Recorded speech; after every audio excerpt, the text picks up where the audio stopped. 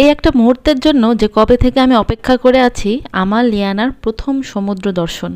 Hello সবাইকে, সবাই কেমন আছেন? আশা করি ভালো আছেন, আমরাও ভালো আছি।